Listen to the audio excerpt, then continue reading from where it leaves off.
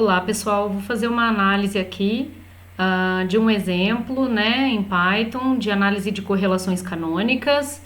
Vou deixar duas referências para vocês olharem também, tá? Como referências complementares ao que a gente vai fazer aqui. E lembrando que o objetivo principal da análise de correlações canônicas é compreender como que duas partes de um conjunto de dados ou dois conjuntos de dados diferentes estão associados de forma linear, tá? Então eu vou trabalhar aqui com um conjunto de dados que está disponível nesse endereço, que contém observações de 8 variáveis, de 600 indivíduos.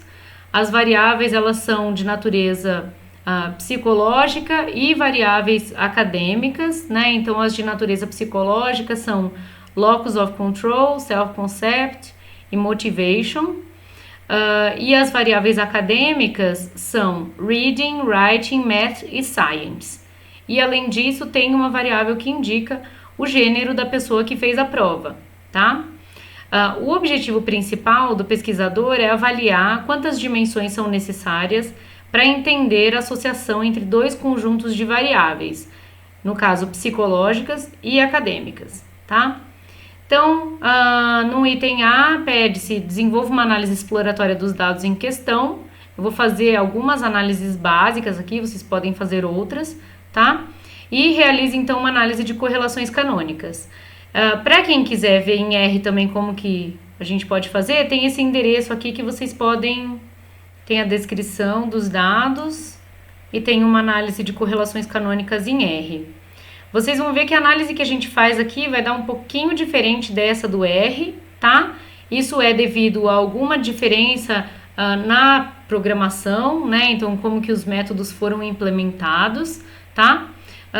Mas vocês vão ver que a interpretação é a mesma, tá? E aqui embaixo tem também uma referência que vocês podem consultar, tá?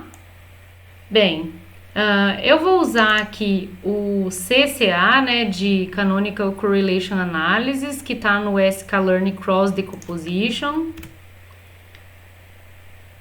Daí a gente pode fazer a leitura dos dados direto dessa página aqui, tá? Que é o endereço que está indicado aqui em cima. Então você tem as variáveis locus of control, self-concept, motivation, read, write, math, science e uma variável female, que então é 1 quando a respondente é do sexo feminino e 0 quando o respondente é do sexo masculino. Esse conjunto de dados ele tem 600 linhas e 8 colunas, então, tá? A gente vai atribuir para x as 3 primeiras colunas, então eu vou pegar aqui usando a função iloc, pego todas as linhas e pego as colunas de 0 a 2, tá? Só que para pegar 0, 1 e 2, a gente tem que colocar aqui de 0 a 3. E no y, a gente vai usar então as colunas de 3 a 7. 3, 4, 5, 6, 7. São 5 colunas, a gente vai incluir o sexo, tá? Então aqui, ó, se a gente olhar as primeiras observações do x, né? Tem as 3 primeiras variáveis. E as primeiras observações aqui do y, incluindo o gênero, tá? Eu vou fazer um gráfico aqui para a gente dar uma olhada rapidamente como que estão esses dados, usando o pair plot do Seaborn, tá? Vai demorar um pouquinho. Então aqui eu coloquei corner igual a true, ele vai fazer só o triângulo inferior, tá? E vocês podem dar uma olhada nas outras opções que tem, né, no pair plot. O que interessa para mim aqui é dar uma olhada como estão esses dados então. Então, se a gente olhar na diagonal principal aqui, eu tenho as densidades alisadas, tá? Aqui tá pequenininho, né? Não sei se vocês conseguem ver. Então, o azul é para o sexo masculino e o laranja é para o sexo feminino, tá? E aqui a gente tem, então, os gráficos de dispersão. Então, por exemplo, esse primeiro aqui seria o locus of control com self-concept, o gráfico de dispersão, tá? Aqui seria o locus of control com motivation. Aqui, locus of control com read, tá? Parece haver uma associação aqui, pode até ser linear, mas não parece muito forte, né? E assim por diante. A gente vê uma associação um pouco mais forte aqui, se a gente considerar o segundo bloquinho, né, que seriam as variáveis acadêmicas, o que é bastante esperado, certo?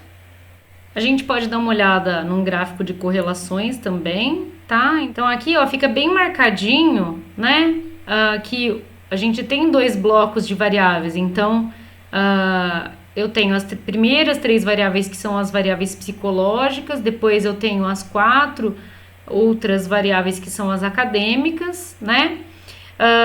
E o gênero em si, ele parece estar correlacionado de formas diferentes aqui, com variáveis distintas. Então, por exemplo, o right com o gênero parece estar correlacionado de forma positiva, mas não muito forte, né? E a gente tem, por exemplo, aqui o self-concept, que parece estar associado, né, de forma fraca também, mas negativo com o gênero, tá?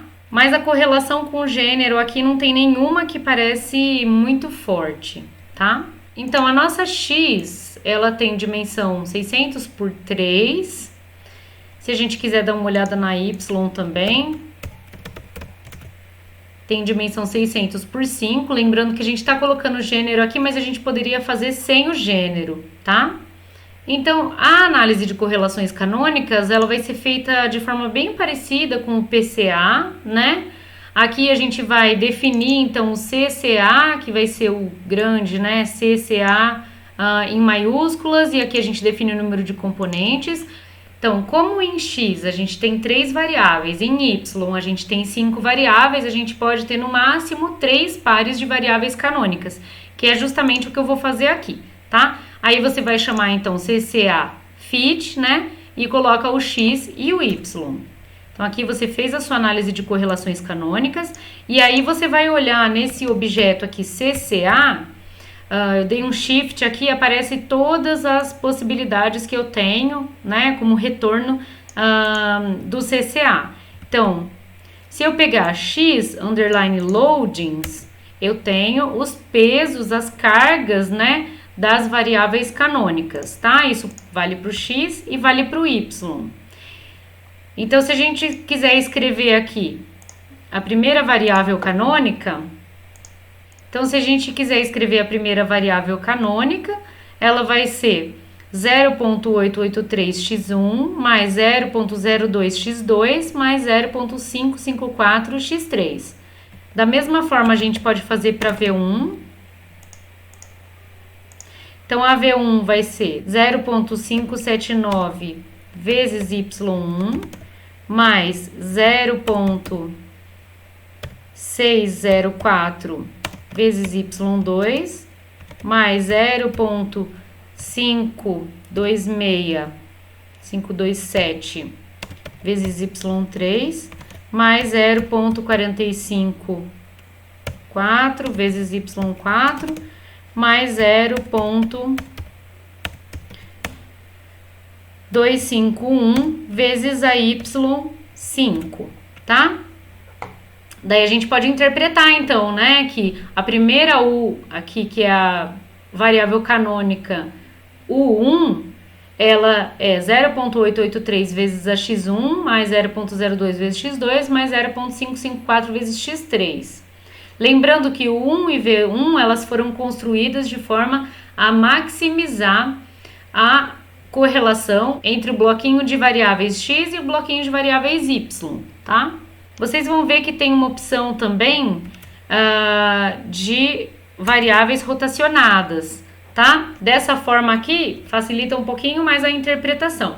E vocês notem que, inclusive, se a gente pegar a primeira coluna aqui, né? A primeira, que é Locus of Control, e a terceira, que é Motivation, elas têm sinal positivo. E o Self-Concept estaria, então, no outro sentido, tá? Ele tem um coeficiente aqui negativo, tá? E a mesma coisa a gente poderia fazer para V1 rotacionada, tá? Para aplicar isso nos dados, a gente vai usar o transform, tá? Então, aqui você tem XC e YC, eu estou chamando de CCA transform X e Y. Aqui, o XC shape é 600 por 3, né? E a dimensão aqui do y também é 600 por 3, tá? Bom, então como que a gente usa as variáveis canônicas? Então eu vou pegar o xc e vou atribuir para y1, y2 e y3. Vou pegar o YC e vou atribuir para V1, V2 e V3, tá? Então, a gente pode olhar como que fica aqui a nossa base de dados, tá? Então, além das variáveis que a gente tinha inicialmente, agora a gente vai ter o 1, o 2, o 3, V1, V2 e V3, tá? Então, a gente pode dar uma olhada na primeira correlação canônica, que é a correlação entre U1 e V1, né? O primeiro par de variáveis canônicas. Então, a gente coloca aqui, vou usar a core coef do NumPy.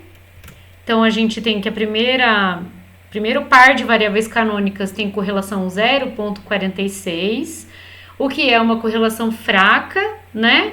Mas a gente já esperava isso lá pelo nosso gráfico de correlações. O segundo par de variáveis canônicas tem correlação 0,167. E o terceiro par de variáveis canônicas tem correlação aproximadamente 0,1 aqui, tá? Se a gente quiser dar uma olhada no gráfico de correlações das variáveis canônicas, né? Então aqui, ó, eu coloquei o primeiro parzinho, tá?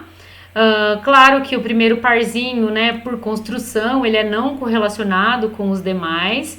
Aqui a gente tem o segundo parzinho de correlações canônicas, notem que a correlação é baixa aqui entre U2 e V2. E o terceiro par de variáveis canônicas, que também tem uma correlação fraca, tá? Então é importante relembrar, né, que a gente tem essas novas variáveis aqui na nossa base de dados. Claro que aqui a gente tem um conjunto de dados pequeno, mas a gente poderia ter um conjunto de dados grande, em que a gente tem interesse em reduzir fortemente a dimensionalidade, né? E aí a gente tem essas novas variáveis, que elas podem ser usadas também como entrada para outras análises, tá? Como exercício, eu vou pedir para vocês refazerem essa análise sem o gênero, tá? Então, usando as 3 primeiras variáveis como o bloquinho X, as 4 seguintes como o bloquinho Y, tá? Então, refaz, dá uma olhada de novo, vê como que ficam as correlações canônicas, se melhoram, se pioram, tá? E aí vocês podem usar isso em outras aplicações, ok? Até mais!